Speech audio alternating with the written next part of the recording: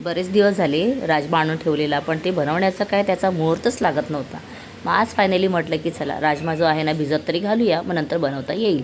आणि बाकीचा उरलेला जेवढा होता ना तो मी उन्हात ठेवला, कारण जर असंच ठेवून दिलं की त्याला कीड वगैरे पण लागू शकते. आणि या बरण्या आहेत ना एवढ्या छान आहेत की त्याच्यामध्ये एअरटाईट सगळ्या वस्तू छान राहतात. तर राजमा आता धुवून घेतला आणि आता ठेवलेला आहे डबा उन्हात, म्हणजे संध्याकाळपर्यंत मस्तच झालं. चला आता डायरेक्ट संध्याकाळी रेसिपी शेअर करायला घेतली. आणि खरंच मस्त एकदम छानच राजमा झालेला होता. तर चला आता तेल जे आहे ना ते आधी कढईत घेतलेलं, पण नंतर म्हटलं की कुकरलाच लावूया. आणि इथे दुधी होता माझ्याकडे, तो सुद्धा मी ना पूर्ण छान बारीक असा कापून घेतलेला आहे. आणि आता मोहरीची आणि थोडीशी जिरे घालून मी फोडणी दिली. त्याच्यामध्ये आता ना अद्रक लसणाची पेस्ट, थोडी कोथिंबीर वगैरे पण काढून घेतली फ्रीजमधून. आणि अद्रक लसणाची पेस्ट घातल्यानंतर सगळं एकत्र करून घेतलं. कांदा घातला. आता कांदा थोडा ट्रान्सलुसंट व्हायला पाहिजे, यासाठी त्याला थोडा वेळ ठेवून दिलं. आणि आता बाकीची प्रिपरेशन करून घेते. तर कोथिंबीर काढून घेतलेली आहे. त्यातच आता मी रेग्युलर माझे मसाले आहेत ना ते घातले.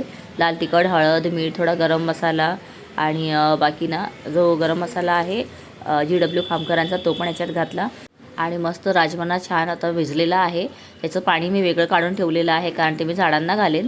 आणि पहा त्याच्यातच दुधी पण घातली. आणि मुलं जर दुधी खात नसेल ना तर अशा दुसऱ्या भाज्यांमध्ये आपण छान त्याला शिजवून घेऊ शकतो.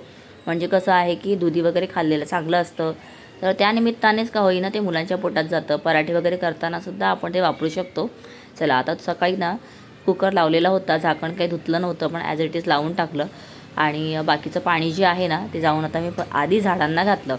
आणि दुपारी जे उन्हात ठेवलेले राजमा होते ते पुन्हा बरणीमध्ये भरून ठेवले. तर पहा माझ्या अशा मस्त एकदम बरण्याचा सेट आहे. आणि आता सगळ्यात शेवटी भात लावून घेते. भात लावून झाला की माझं झालं स्वयंपाकाचं ऑलमोस्ट होऊन जाईल. आणि भाजी तर पाहताय एवढी छानच गरगरीत आणि मस्त झालेली आहे.